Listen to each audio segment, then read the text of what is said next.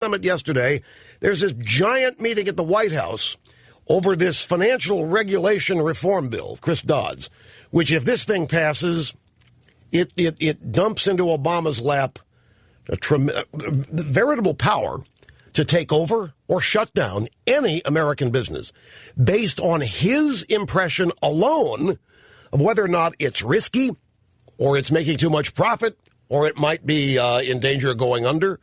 Obama alone, Congress has ruled themselves out. They've written themselves out of this.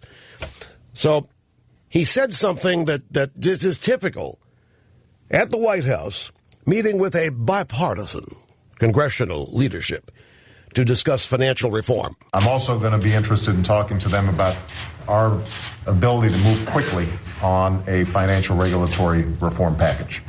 I think all of us recognize that we cannot have a circumstance in which a meltdown in the financial sector once again puts the entire economy in peril.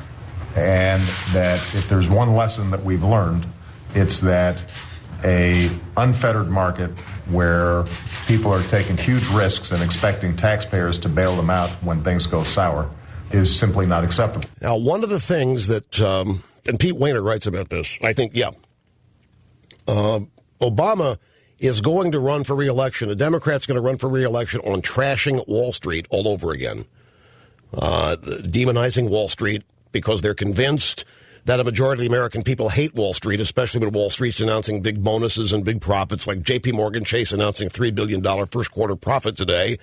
That's not going to sit well, they think, so they're going to milk that for all it's worth. But this is very typical of Obama. He's just said here, we cannot have a circumstance in which a meltdown in the financial sector once again puts the entire economy in peril. So he wants to be in charge of that, making sure that the peril doesn't happen by closing down a business or firing the board of directors. He's going to have unrivaled power over regulated financial institutions in the country. And then he said if there's one lesson that we've learned, it's that an unfettered market where people are taking there, we don't have an unfettered market. We haven't had an unfettered market in I don't know how long. See, this is the Obama tactic. You create straw men and run against them. You act against them. So what's he running against now? An unfettered free market. We don't have an unfettered free market. We have a massive regulatory and entitlement state right now. We have over 50 years of laws built upon laws, departments built upon departments, taxes built upon taxes, and he acts as if we're living in a theoretical free market where all these robber baron types are allowed to steal and all else, anything else they want to do from middle-class, unsuspecting people. And when he says things like this, it demonstrates his willingness to say anything to advance his agenda. Can anybody in this audience name for me a single industry that is unfettered? Name for me a single industry that's not regulated, or that is not taxed, or that is not worried about being regulated or taxed. Government, that's it. Government gets away with all kinds of things that if they occurred in the private sector, the CEO would go to jail. Name for me an unfettered business. Name for me an unfettered industry. Big oil unfettered, big pharma unfettered, big tobacco unfettered, big finance unfettered, big retail unfettered. Somebody tell me where we have this unfettered free market. Now, here's the dirty little secret, though. Obama's not so much attacking the free market or capitalism as much as he is attacking the individual and liberty here, because that's the ultimate loss.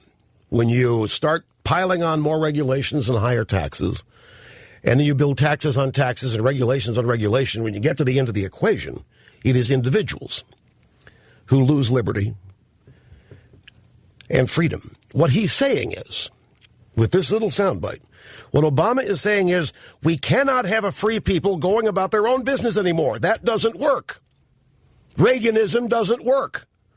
We cannot have a free people going about their own business anymore. We need an all-powerful, centralized command government, command control economy, where I and my ideological soulmates determine what's right and what's best for the masses. What Obama is saying in this little quote here, this little soundbite.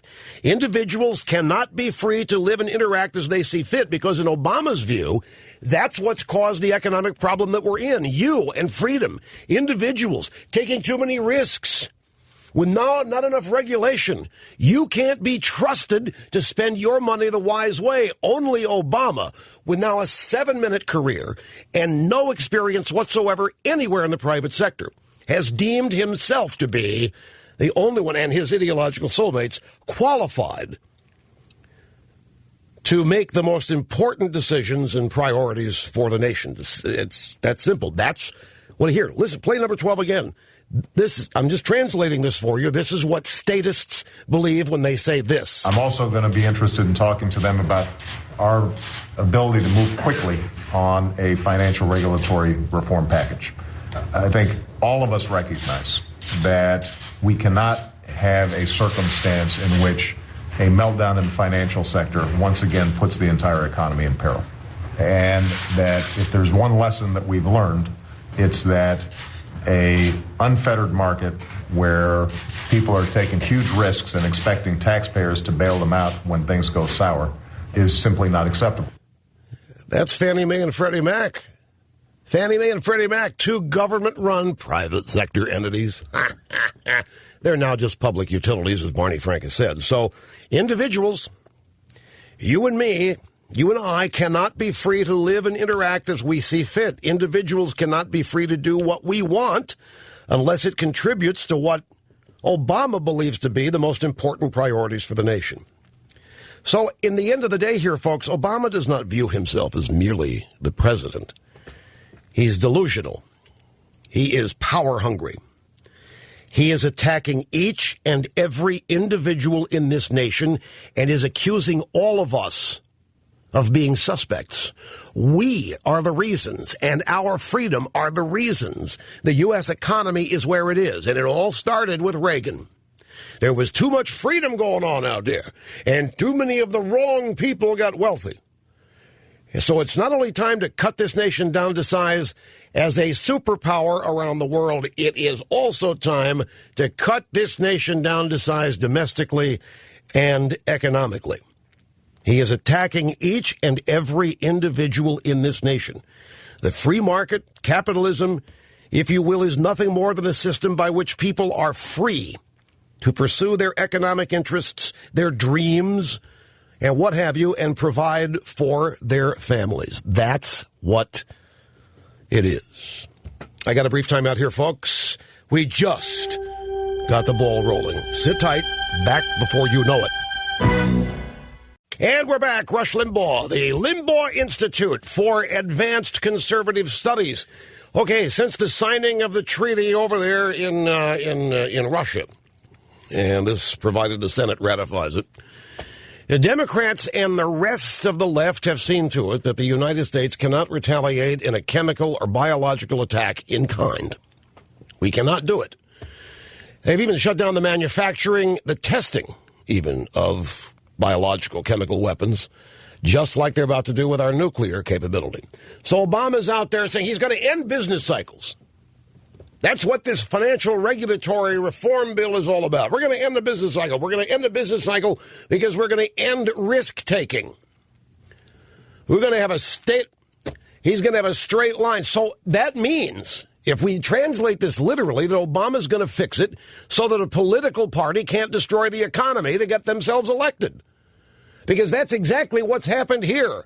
A political party set out to destroy the economy and damage it, starting in, 2005, 2006, in order to win an election. You want to know why he bows to the Chi-Coms? He can't help admiring them. He admires the total control and power the Chi-Coms have over their people. Let's get something straight here. The housing market collapsed because of government regulation. The banks in this country are the most heavily regulated industry of all, and they were before Obama became leader of the regime. Same with insurance. The workplace is regulated in all businesses. Toilets, light bulbs, water usage, energy production and use. The automobile, appliances, schools, all are heavily regulated. The feds regulate clothing, baby seats, all kinds of products and devices. They regulate hospitals, highway speed. They regulate blankets. They regulate food and drugs. They regulate hairspray cans. They regulate the oceans. They regulate lakes. They regulate rivers. They even regulate temporary ponds on your land from a heavy rainstorm, calling it a wetland. They regulate the air. I mean, the question here isn't whether the government regulates, but what the hell it does not regulate. And for Obama to suggest that we live in an unfettered market and that people like you and me are the cause of the economic problems we face today shows just how radical this man is and ignorant as well as ideological.